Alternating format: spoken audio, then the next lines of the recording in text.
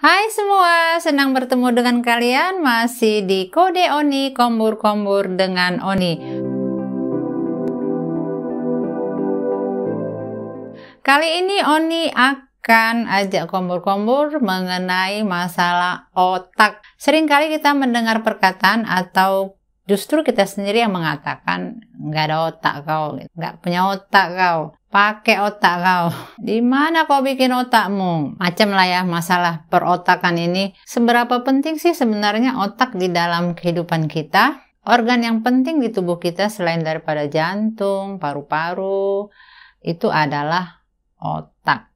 Otak yang memerintahkan tubuh kita melalui serabut-serabut saraf untuk menggerakkan sesuatu. Otak bekerja 24 jam sehari. Bahkan saat kita tidur pun, otak masih bekerja. Itulah makanya otak sangat-sangat penting. Otak kita itu terdiri dari otak bagian depan dan otak bagian belakang. Otak bagian depan ada otak bagian depan kiri, ada juga kanan. Demikian juga di belakang. Otak belakang bagian kiri dan bagian kanan. Pusat hormon itu ada di otak. Pusat emosi kita juga ada di otak. Jadi di otak itu ada terkoneksi miliaran jaringan saraf. Itu yang membuat kita bisa langsung respon dalam waktu yang singkat. Misalnya kalau kita lagi santai atau lagi serius atau lagi apapun, tiba-tiba tercium aroma. Hanya terciumnya, kita tidak lihat. Tapi kita mencium aroma orang sedang menggoreng ikan asin. Itu langsung otak kita kan mikir, apa ya? Kepingin makan gitu. Aroma itu, yang tercium itu menggerakkan otak sehingga kita menjadi selera kepingin makan. Nah, begitu juga kalau kita melihat orang sedang mengiris jeruk nipis, kemudian dia peras. Walaupun kita lihat langsung atau kita lihat di layar TV atau di HP kita, asam itu sedang diperas, itu langsung mulut kita itu seperti mengecap rasa asam. Air liur itu tiba-tiba saja keluar. Itu semua dipengaruhi oleh otak. Nah, sejak kapan otak kita bertumbuh? Otak kita bertumbuh sejak kita bayi sampai nanti dia umur 5 tahun. Pertumbuhan otak yang penting itu sampai usia anak kita 5 tahun itu 90% sudah terbentuk. Koneksi masih sedikit. Jadi semua stimulus yang masuk itu adalah merupakan pembelajaran bagi anak. Makanya bayi jadi tahu aroma ibunya, bau mamanya dia tahu. Terus suara mamanya dia tahu, mana suara bapaknya, mana suara orang-orang di sekitarnya dia tahu. Anak-anak akan menyerap semua informasi yang ada di sekitarnya tentang apapun itu, tentang apapun. Baik tentang hal yang jahat maupun tentang hal yang baik. Bagaimana caranya kita membuat koneksi yang baik bagi saraf otak anak untuk hanya menerima yang baik-baik saja, yang baik-baik dan yang positif. Itu bisa di 3 tahun pertama. Jadi 3 tahun pertama itu adalah masa-masa sangat penting bagaimana kita bisa memberi stimulus yang baik bagi otaknya untuk menyerap hal-hal yang baik. Kalau di 3 tahun pertama perkembangan otak anak bisa berjalan baik, maka untuk selanjutnya anak menjadi baik. Tetapi kalau di 3 tahun pertama ini ada yang salah,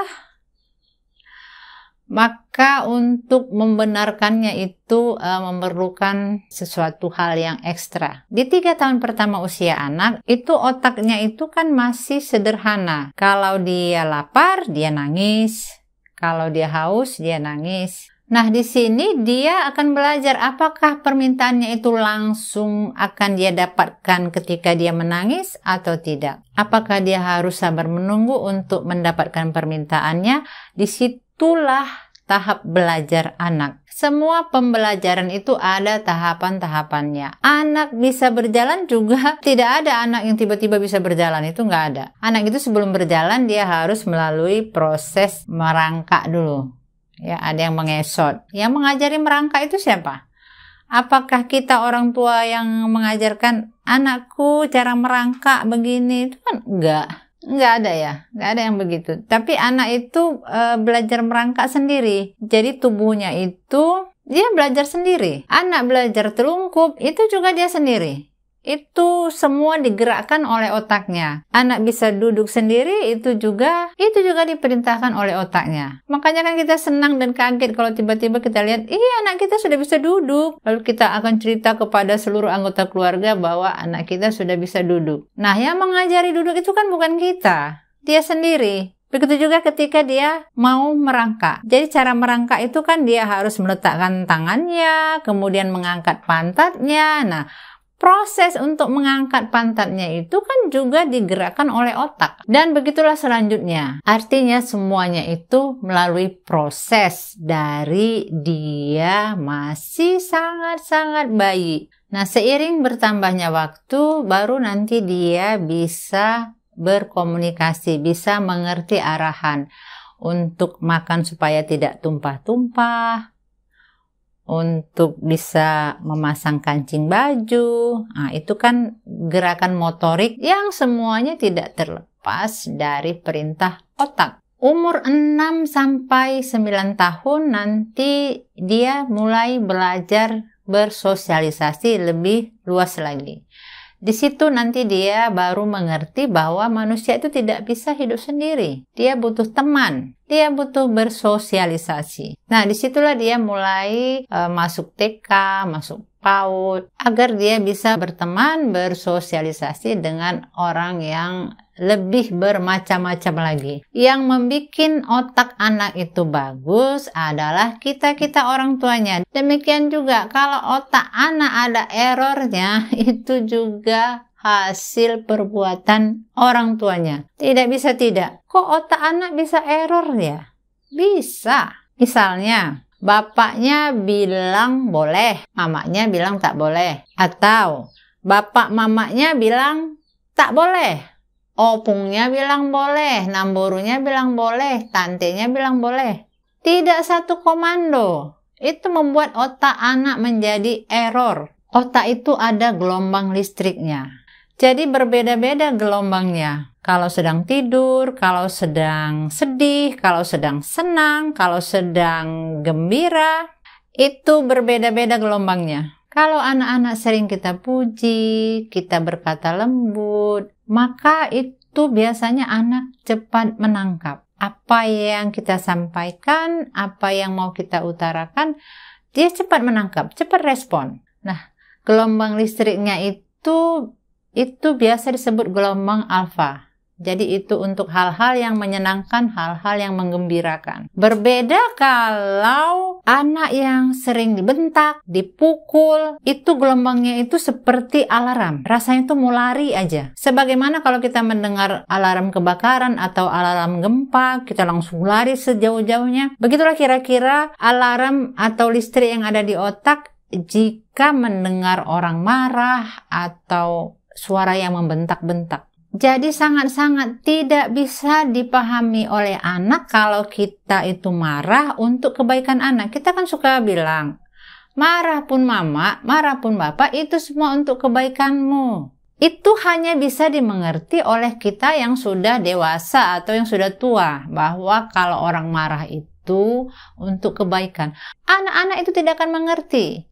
Sebagaimana upaya kalian untuk mengatakan bahwa kalian sayang, marah itu karena sayang, itu mereka nggak paham. Jadi jangan pernah bikin alasan marah pada anak karena sayang. Kalau sayang ya sayang saja, nggak usah pakai marah-marah. Anak mau pintar itu gampang sekali. Kasih makan bergizi, kemudian sekolahkan di tempat sekolah yang nomor 1. Kemudian leskan, les segala les bahasa Inggris, les matematika, les balet, les musik, les apa. Ikut lomba-lomba, banyak lomba-lomba diikuti. Kemudian piala-piala akan bersusun di rumah kalian. Kalian akan merasa bangga, kalian akan merasa senang. Punya anak sangat-sangat pintar, ranking, dan berprestasi. Pialanya berjibun. Tapi masa tua kalian nanti, kalian akan kesepian. Kenapa? Karena otak anak kalian tidak mempunyai memori, tidak mempunyai koneksi hubungan mesra antara orang tua dan anak. Di sini yang sering sekali tidak disadari oleh banyak orang tua. Makanya Oni mau berbagi. Otak itu diciptakan bukan hanya untuk belajar, bukan hanya untuk memikirkan bagaimana untuk mencari uang. Tidak ada satu gerakan tubuh pun yang tidak dikendalikan oleh otak.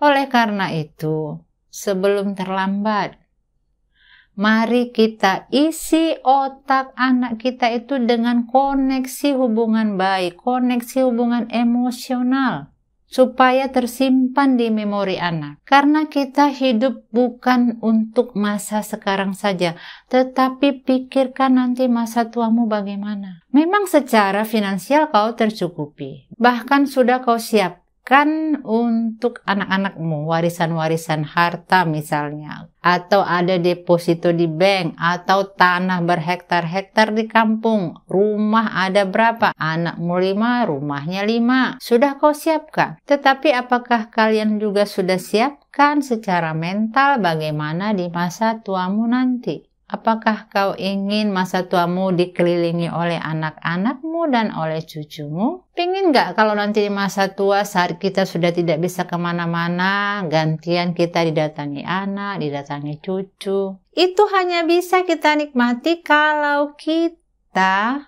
mempunyai koneksi yang baik terhadap anak-anak kita. Kalau kamu ingin anakmu berbudi pekerti, hanya satu cara. Caranya bagaimana, Oni? Caranya adalah kamu yang harus berbudi pekerti. Kita dulu yang mencontohkan. Kita dulu yang mengerjakan. Kita adalah teladan. Dan itu semuanya bisa optimal, bisa maksimal kalau kita melaksanakan koneksi hubungan baik itu sejak balita. Jadi jangan sampai kita atau anak kita dibilang orang nggak punya otak. Oke, sampai di sini dulu kompor-kompor kita mengenai otak. Kalau kalian merasa kompor-kompor kita ini bermanfaat, tolong di like, di komen, dan di share agar semua kebagian otak. Maksudnya agar semua kebagian informasi mengenai otak. Kalau ada kurang-kurangnya mohon dimaklumi karena Oni memang kayak gitu orangnya.